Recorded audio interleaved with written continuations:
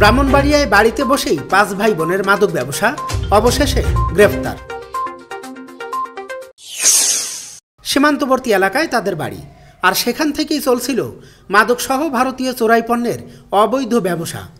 অভিযান থেকে বাঁচতে বাড়ির চারপাশে স্থাপন করা হয়েছিল সিসিটিভি ক্যামেরা, কিন্তু শেষ রক্ষা হলো না। পুলিশ, বিজিবি ও মাদকদ্রব্য নিয়ন্ত্রণ অধিদপ্তরের সহায়তায় মাদকসহ 5 ভাই বোনকে আটক করা হয়েছে। ব্রাহ্মণবাড়িয়ার আখাউড়া উপজেলার ভারত সীমান্তবর্তী সেনারবদি গ্রামের ঘটনা এটি।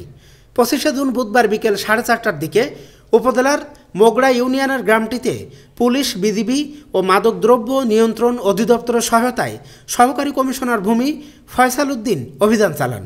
এ সময় 3,500 পিস ইয়াবা ট্যাবলেট ও বিভিন্ন অবৈধ ভারতীয় মালামাল জব্দ করা হয় এবং একই পরিবারের 5 জনকে আটক করা হয়।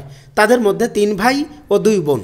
আখাউড়া উপজেলা প্রশাসন ও বিজিবি সূত্রে জানা যায়, বিকেল 4:30টার দিকে সহকারী কমিশনার ভূমি ফয়সাল উদ্দিন বিজিবি, পুলিশ ও মাদকদ্রব্য অধিদপ্তরের কর্মকর্তাদের সঙ্গে নিয়ে সেনারবাদী এলাকায় অভিযান চালান।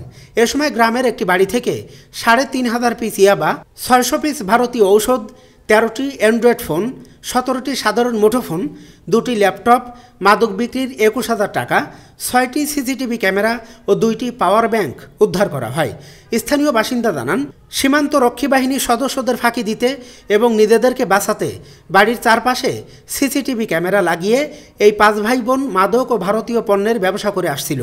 তারা এলাকার প্রভাবশালী হয়, স্থানীয় বাসিন্দারা ভয়ে কোনো কথা বলতে সাহস পান না। নির্বাহী ম্যাজিস্ট্রেট ও সহকারী কমিশনার ভূমি ফয়সাল উদ্দিন বলেন, অভিযানের সময় আমাদের উপর হামলার চেষ্টা করা হয়েছিল, কিন্তু আমাদের সতর্ক অবস্থার কারণে হামলা করতে পারিনি। আসামিদের বিরুদ্ধে আখাউড়া থানায় 2টি মামলার প্রস্তুতি চলছে।